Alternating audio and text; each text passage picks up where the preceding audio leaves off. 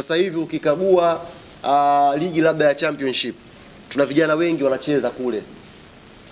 Center defender wetu Shaibu sasa hivi ndio panga pangua timu inayoongoza ligi ya championship, Kagera Sugar. Kaka, mimi nimekamilika na detail, sichukulie poa. Shaibu sasa hivi ndio center defender namba 1 Kagera Sugar na wanaongoza championship. Katoka kwenye mfumo wetu wa vijana.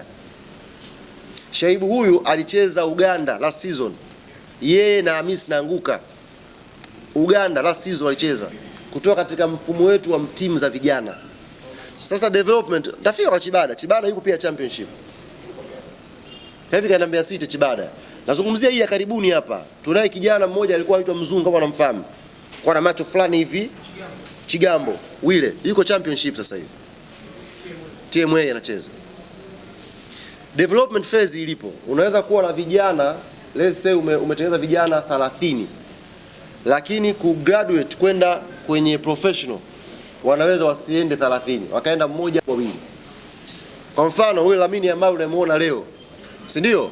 Alikuwa na grupu yake ambayo walicheza wote under 14 La Masia. Alikuwa na grupu yake ambayo walicheza under 11. Walivyo graduate kwenda under 14, under 15, kuna wengine walibaki. Ndio mpira huo. Mnaweza mkaa mko 30 lakini kwenye ile phase ya kugraduate kwenda kwenye professional wakapita 2 mpaka 3. Kinachompitisha mtu pale ni talent, jitihada na uwezo ambao yuko nao huyo kijana. Kwa hiyo sisi kama Yanga kwenye mfumo wetu wa vijana, wako vijana ambao sasa hivi wanakidimua kweli kweli na tuko proud na hao vijana. Wanatuwakilisha vizuri. Huu mfumo pia wa Soccer School ambao GSM Foundation ameweka hela, tunaamini unakwenda kutufungulia milango mingine mikubwa zaidi ya fursa.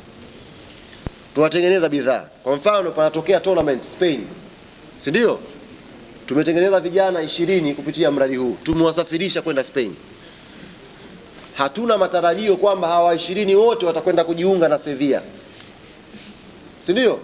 Wanaweza kutokea vijana 2 au mmoja katika hawa 20 wakaenda akapita akajiunga na Sevilla.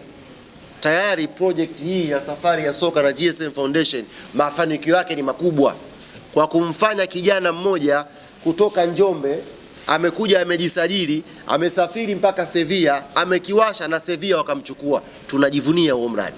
Na ndio ndoto